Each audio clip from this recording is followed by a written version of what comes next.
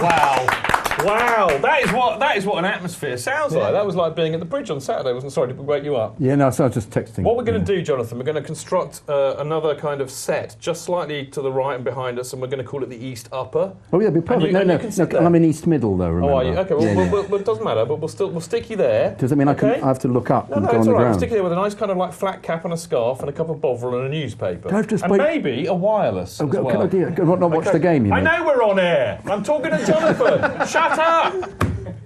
Oh yes, I'm Stamford Bridge, and this, funnily enough, is the Chelsea Football FanCast. I'm so grateful to my producer to remind me that we are in fact doing a television show. But hey ho! Now I think it's about time because we had to have a bit of a mini rant about the pen, didn't we? Although actually I think we were quite considered about it, really. Yeah, we were, weren't we? What's there to rant about, really? We were quite considered about it. At least he didn't jump up in the air like Suarez does every single time. Exactly, but we're not going to talk about penalty anymore, Jonathan. No, okay. No. We're going to talk about Ross's ratings because I think we need to get our teeth into what he thinks of what's happened in terms of the players.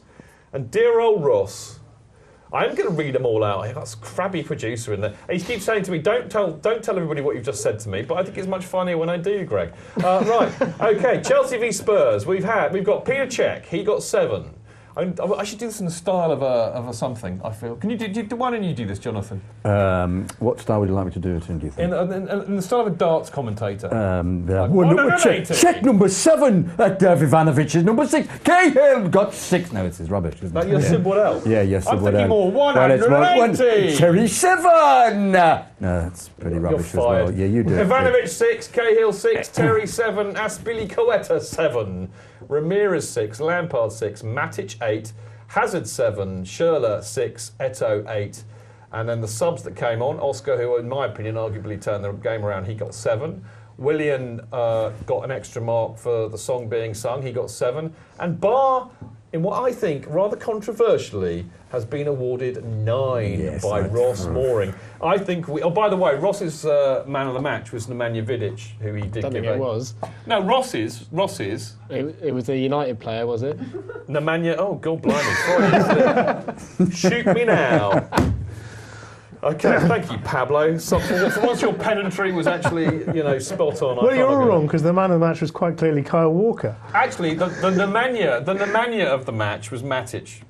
But I'd accept any. I mean, I'm surprised none of the Spurs guys got in there. But Bar 9, Ross, come on. It's relative based on time on the pitch, and in his time on the pitch, he didn't really do it. Either Ross has just done that to me, or he means 2 goals. I'm not quite sure which. But I mean, I know he scored 2 goals, but I mean, they were dead and buried by then. No, but the point is, he was on for 15 minutes and he scored 2 goals and that didn't do anything wrong. He scored 2 goals in 76 seconds, mate. Yeah, exactly. So it's weighted relatively, so it's fine. But I mean, surely I thought Matic was brilliant. I thought Oscar turned the game around. I thought Dave was brilliant. Yeah, I was going to say Aspilicueta. But I mean, by and large, I don't think it was a particularly vintage Chelsea performance. I need to crack a Noel. I just suddenly feel the urge to crack a Noel Coward joke. We've come to praise Caesar, not to bury him. Oh, very funny. You like that, Johnny? Very good. Everybody get that? Very good. Should we go down to the pub? I couldn't resist. I'm sorry. You know what I should have done? I should have put Jonathan there and you there. Yes, you should have. Should we have a reshuffle? We could do. Yeah, should we move round? Yeah, let's do it. Let's do it I think we should. Look, just for you lot out there, just to mention, because this show has already gone to pot. It will go even worse. We have to split me and Jonathan up. We have to. Jonathan's on the naughty step. There we go. Oh, there we go. That's better. I can already feel the calm descending on us. Have you got the double pivot in the right order now? I have, yeah. Actually, do you know, I've just made... we got a free section in the middle. I've just made a Jose Mourinho-like tactical switch. Genius. That is the equivalent. Have I been subbed, though? No, it's a bit. I've just switched wings. Right, good. I've switched wings. Which one of us have you pulled off? Yeah. Don't say I beg your pardon. Say that. I usually only get a cup of tea at half time. Anyway, so, right, OK. I'm with Jonathan on this. I think Aspie, yet again, absolutely brilliant. But I thought they all were. Terry. Yeah, Terry. The back four is just superb. It is. We're going to talk about the back four in a minute. It was a good performance. It wasn't the 4-0 against decent team performance. No, we were pretty. It was a sixes and sevens performance. Excuse the puns. Stifle and wear them down, and then they make terrible mistakes. It was a 1.5-0, wasn't it? Basically, with them being utterly pony. But I think they get worn down, though. I think they completely lost concentration. You have to keep an enormous amount of concentration playing against Chelsea. They totally capitulated all the time. I would like to ask the benches what holes they would like to pick in Ross Mooring's player ratings? Dave. Definitely worth Who's calling Dave? That's a pithy question. Dave's not here, man. We could call him by his real name. Thank you. Come on, Darren is the best at calling him by his real name. Okay, Fraser definitely should have had an 8. There was that tackle while it was still 0-0, and they could have scored, and it was a great tackle. I was actually in the Harding Lower on Saturday instead of the West Lower. Slamming it, were you, T? I was. Good on you. I had a great time. It was fantastic. Yeah, the atmosphere was just absolutely... Were you anywhere near Walter? No, Walter was down the front. I was right. Right. Block 12, right We'll get back. onto him later. But I mean, you know, just generally, who would your man? I mean, I know we're going to do this in a minute, but who would your man of the match be? Would it have been Barr because he scored 2 goals against a completely spent side in 2 seconds? I think you're a bit harsh on Ross's ratings anyway, Chidge. I don't know. see how you can question. Like Pablo said, he was on for 15 minutes. What do you expect him to do to get a 9? If 2 goals isn't good enough, what would you want him to do as well? 3 goals, Darren. 3 goals, okay. Because Schürrle got 3 goals last week, in 9 and he minutes. got a 9. Yeah. Well, they didn't. He got him in 16 minutes. 17 minutes. Either way. Anyway, I think we should rest our case. But as always, we should, on air, thank Ross Mooring, not just for his brilliant, I didn't really say hilarious, I didn't mean it like that, his brilliant player ratings, and also, calm down people, his fantastic blogs, which he puts up on the website too. So well done to Ross. Now, what I really want to talk about is Samuel Eto'o, who we very cleverly avoided talking about in that section. Because I just think, I mean, I know it's the old chap's birthday today, and he is 109. But I think praise where praise is due. Because I was just thinking about his performance. I mean, it was brilliant when he came on. Obviously, aided by snorting something which we, Actually, you've got a story about it. I'm confused. Dan, you've got a story about this, haven't you? It's not terribly exciting, but Steve Atkins came in with I can tell you exactly what it was. And Steve Atkins came around, the Chelsea press man, afterwards with this bottle, and a couple of the journalists had a snort of this, and their eyes did similarly cartoonish things. Yeah. It's basically Epsom salts. Is it? I'm sure it was a popper, mate. He had that look on his face, like, oh, hello. Yeah, what he didn't do, though, what would have really given it away had it been a popper, obviously he would have broken down in hysterical laughter about 3 seconds afterwards. Maybe on that clip that we showed earlier, that's what happened, but who knows. But maybe in the circumstances, given his age, he should have had a little snifter of Synergen. Yeah, that would have helped, wouldn't it? Yeah. I don't. I've got a joke, but I'm not going to tell it because it's actually not very funny. But what is more interesting and more important is that Eto'o, bless his heart, he scores in the big games. That's a goal against Man United, it's a goal against Liverpool, he now gets the first goal against Spurs.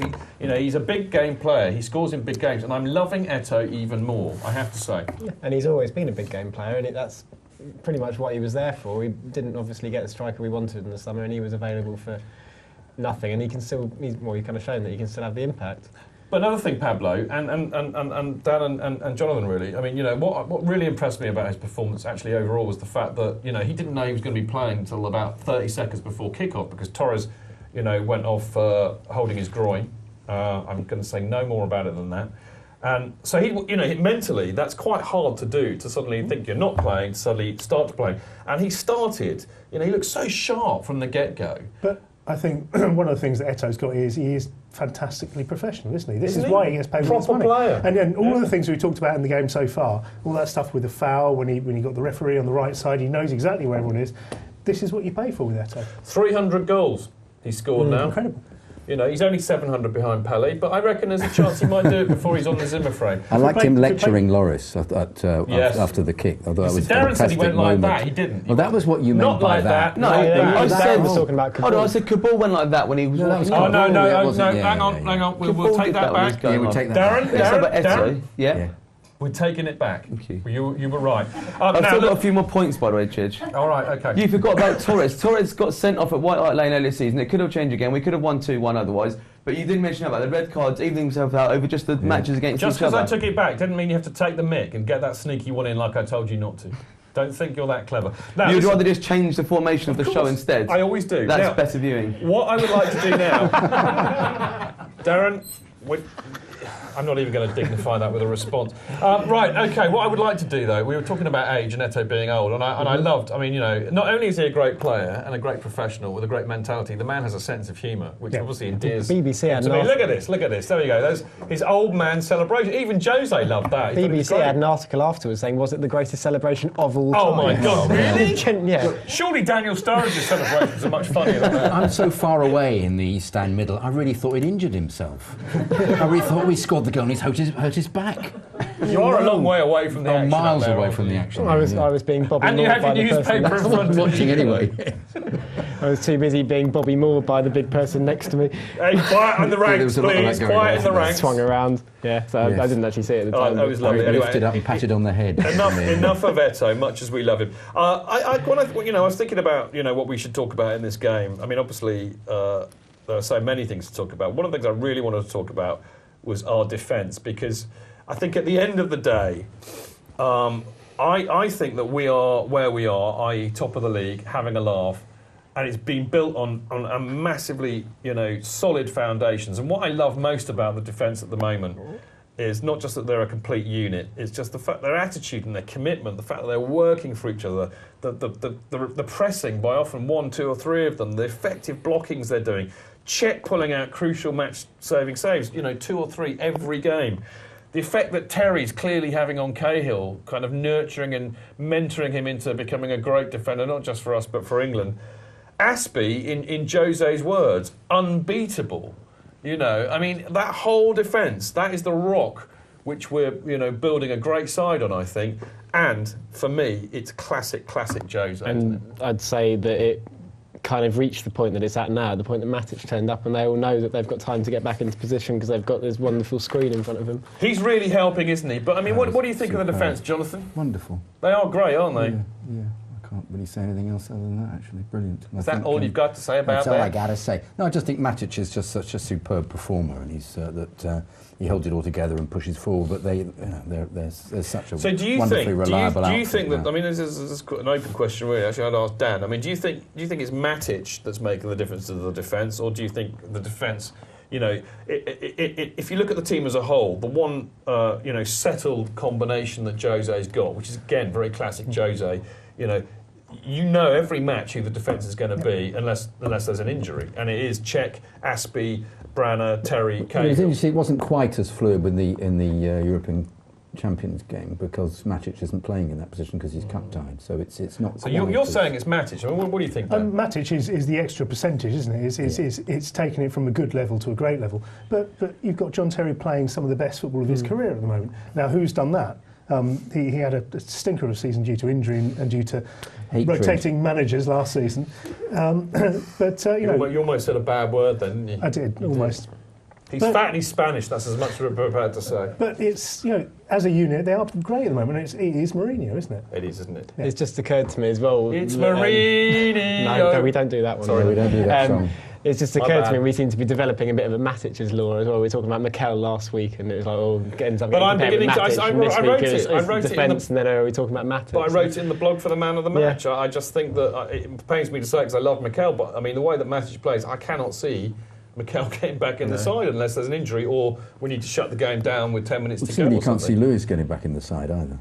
Well, except I can actually because, only if there's an injury really. But that's the point. Jose's defence is the 5 that I've just said, and that is it. Now, talking of defence, I think we were as good as Spurs were shambolic, and we just can't do this show without. I know we never normally talk about the opposition, but they were so hilarious that we just have to. I mean, Vertonghen the Wrongun. What a superb slip and back pass it was. And I mean, I can't repeat what somebody said to me, but it couldn't have happened to a nicer bloke. Other words were involved.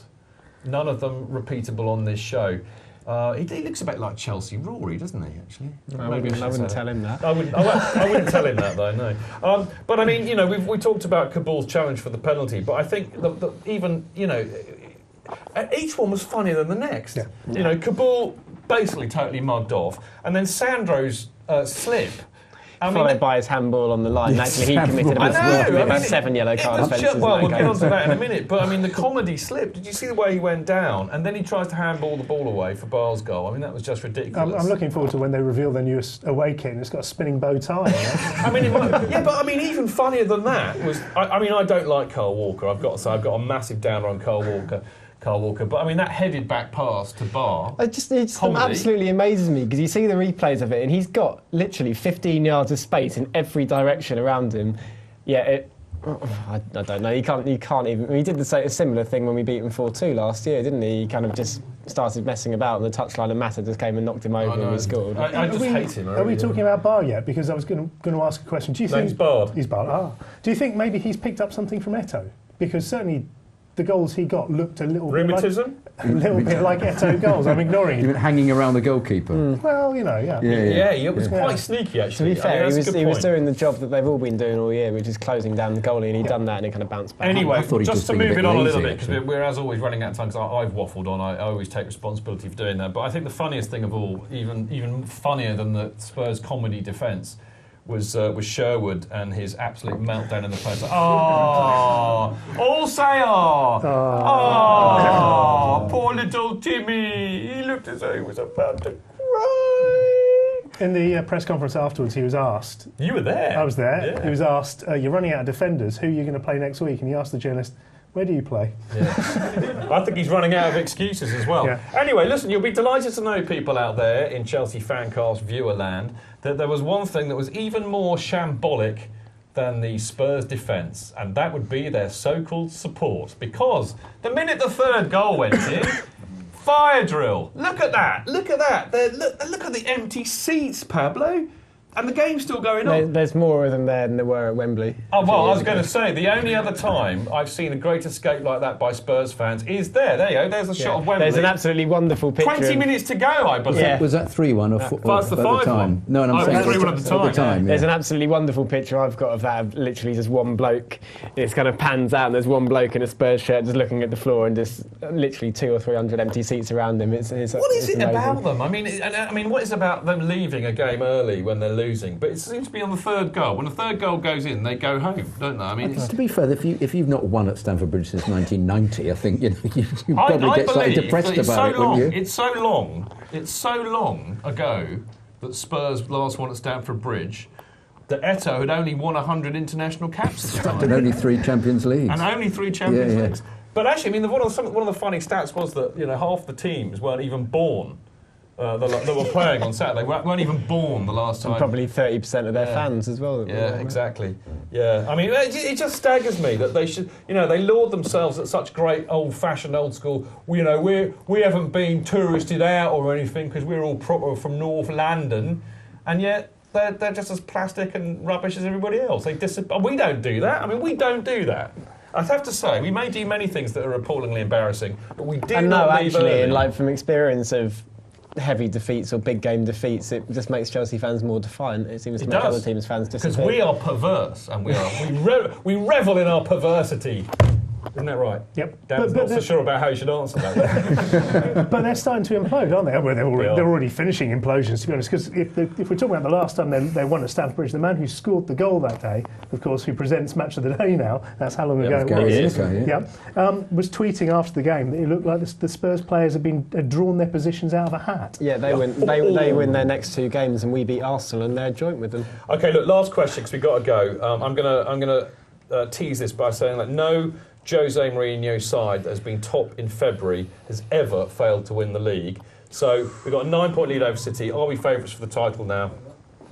I'm beginning to have to come round to admitting it, but yeah, it's looking like it. I think we're favourites, but it doesn't mean we're a shoo-in. All right, Johnny?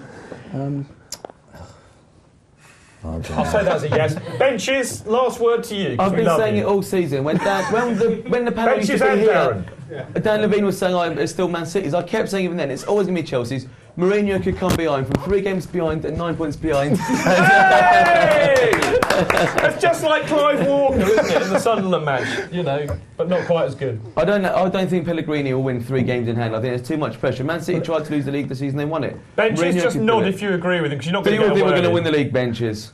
Yes. If they play as badly as they played against Wigan, they're going to lose. You scared them all, Darren. You scared them all. Anyway, hopefully I'll be able to unscare them during the break, and then we will be back to talk about the fannies.